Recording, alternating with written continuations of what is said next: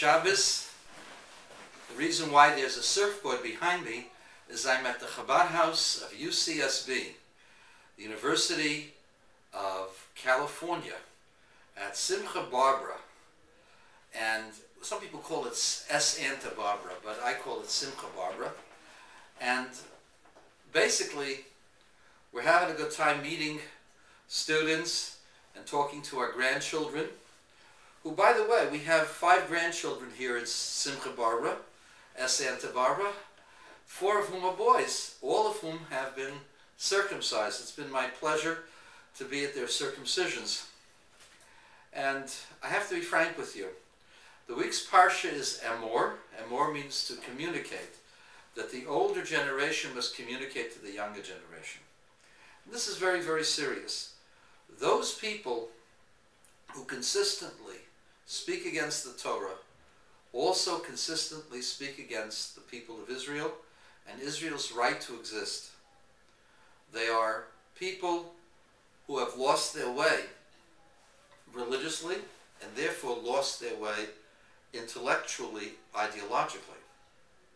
It's no wonder that the left cannot stand the rights of Jews to live in the ancient land of Israel, including Hebron, Bethlehem, Shem, which they call Nablus, and around the area called Jericho and Jericho.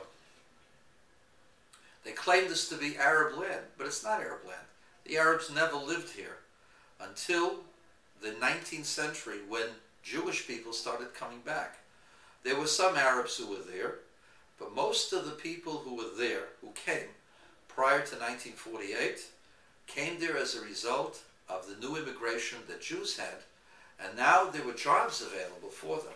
Of course, the fact that the Muslims rejected the Jewish claim to the land of Israel goes to the principles that the Muslims have, that whatever Muslims capture becomes Muslim land, and that everybody has to be dhimmis, has to be subservient, and if they're not subservient, then they have to be killed. That is the ideology of Islam. And those leftists who promote that Jewish people have no right to the land of Israel actually promote that ideology, that Islam has to win and that we have to become dhimmis. You say, no, no, no, no, but that's the way the Muslims see it. And that is not the way the reality is. The reality is that the land of Israel was always Jewish land. And the place upon which the Dome of the Rock stands, that was the place of the Holy Temple. And eventually, there will not be a Dome of the Rock, and there will not be a mosque there. There will be a holy temple placed on that holy shrine, that holy place. It is not the 3rd holiest place in Islam.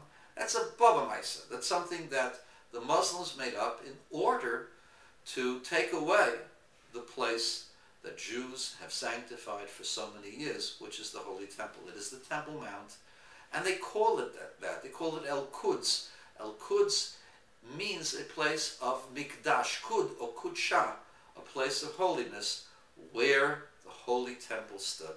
That's what the Temple Mount really means, even in Arabic.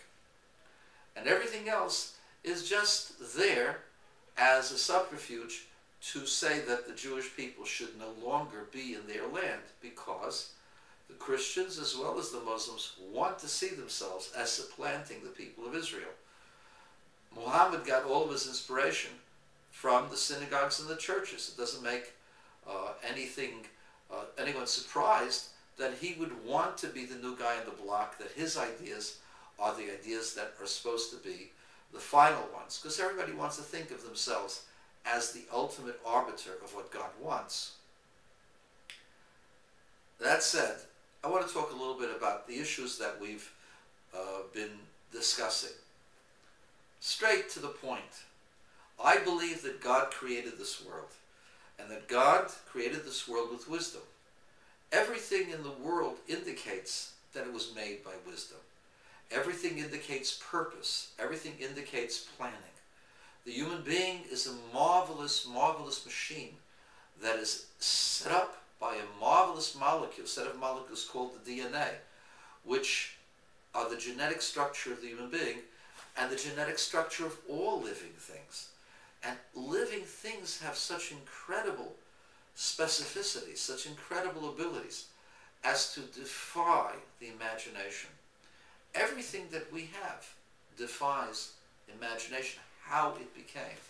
When you just look at the eye, when you look at the taste buds, you look at the ability to smell, to touch, the ability to have emotion, the ability to have cognitive thought, all of these things indicate a brilliance of planning and purposefulness that comes from a supreme wisdom. And that is what God is. God is the supreme wisdom, and beyond being the supreme wisdom. And so, when people say, well, there's such great knowledge that we have, and that precludes God, I just laugh at that, because all wisdom is created. All wisdom was created by God. And all ideas that we have that are true, the discoveries that we make, are there before we make them. And the fact is that this world follows laws, follows deep ideas, and we discover them as we go along. We don't make them up. We don't make up the reality. Reality was made up for us. And so these laws were placed into this world. And this indicates tremendous planning